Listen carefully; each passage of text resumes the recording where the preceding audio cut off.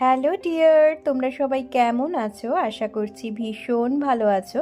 তো আগের দিন আমি কুচো চিংড়ি রেসিপিটা শেয়ার করেছিলাম। তো বলেছিলাম আমি কুচো চিংড়ির পকোড়া তৈরি করব, আর সেই রেসিপিটা তোমাদের সঙ্গে শেয়ার করব। তো চলো আজকে কুচো চিংড়ির পকোড়াটা তোমাদের সঙ্গে শেয়ার করা যাক। এখানে আমি পেঁয়াজটা একদম কুচি করে কেটে নিয়েছি, একটু টমেটো কুচোনো নিয়েছি। টমেটোটা ম্যান্ডেটারি নয়, তোমরা না দিলেও পারো। আমার কাছে হাফ টমেটো ছিল তাই আমি দিয়েছি। আমি একটু ঝাল বেশি পছন্দ করি, সেজন্য আমি একটুখানি ঝালটা বেশি দিয়েছি। তোমরা তোমাদের ইচ্ছা মতন ঝাল দিতেই পারো, মানে কাঁচা লঙ্কা কুচোনো।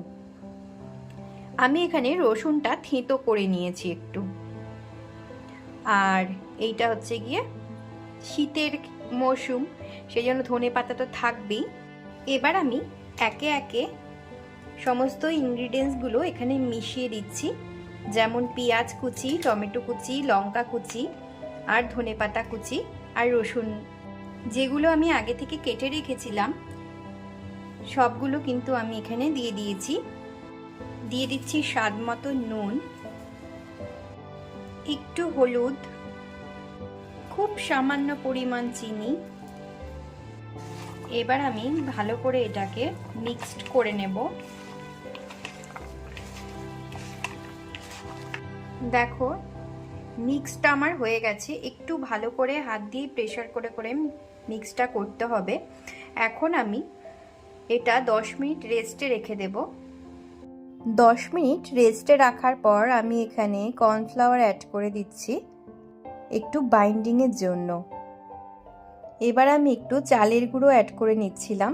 চালের গুঁড়োটা অ্যাড করলে একটু কুড়মুড়ে ব্যাপারটা আসে, আর পকোড়াতে একটু কুড়মুড়ে ব্যাপার না থাকলে না ঠিক জমে না। এবার আমি সমস্তটাই একটু ভালো করে আবার প্রেসার করে করে মেখে নিচ্ছি।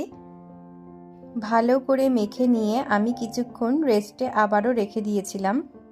এবার কড়াতে রিফাইন তেল গরম করে একের পর এক পকোড়াগুলো ছেড়ে দিলেই ব্যাস রেডি কুচো চিংড়ির পকোড়া।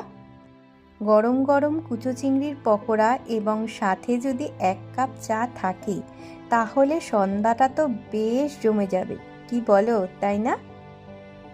আর অন্যদিকে তো আমরা বাঙালি বটেই, ডাল ভাতের সঙ্গেও কিন্তু এই পকোড়াটা দুর্দান্ত জমে যাবে।